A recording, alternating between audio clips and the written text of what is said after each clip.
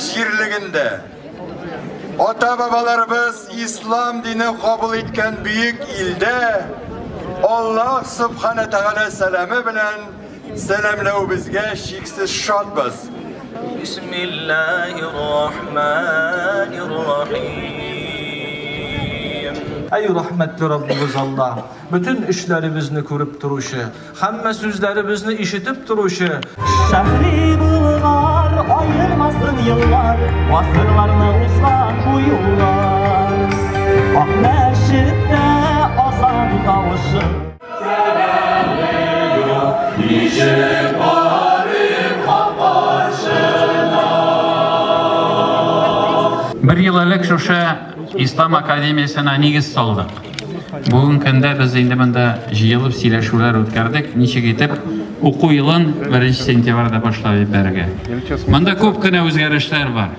Ham bu yerlik bizning uchun barimiz uchun da bek yoqin. 7 yıl içinde şu yerlikte ko'p ishlar ishlandi. Eng dürüst amellerinin birisi. Ana endi bugün o'rtaga solib tag'in söylashdik. Bunda Bulgar Akademiyasını bulduru. Uzgan yıl bit şuşunda birinci taşını salgan edik negizine. Ana bugün biz sizni bilayda qaradık. Sentyabrlarda endi kirib qarab, bunda o'quv işlerin başlab turganda xiyallanabız gina tugul, ish olib boramiz. Bir kundagina ishli turgan ish tugul.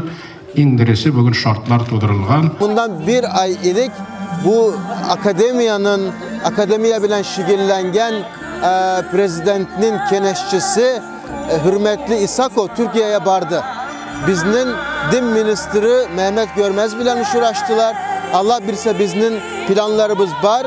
Bu akademi bilen biznin Türkiye'deki dini ministerlik hem biznin üniversiteler hizmetleştik itecekler. İsakov Türkiye'ye barganda anın turunda söyleştiler. Min bilem sentyabrda mında marif yılı başlayacak.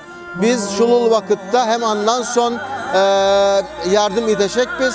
Mında Türkiye'den ustazlar, profesörler kilip dersler birsinler dili biz. Bu bizim ortak dile gibiz. Bu prezidentler derecesinde de söyleşilgen tema.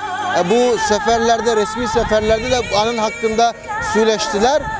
Biz karar kıldık, hizmetleştik bulacak elbette.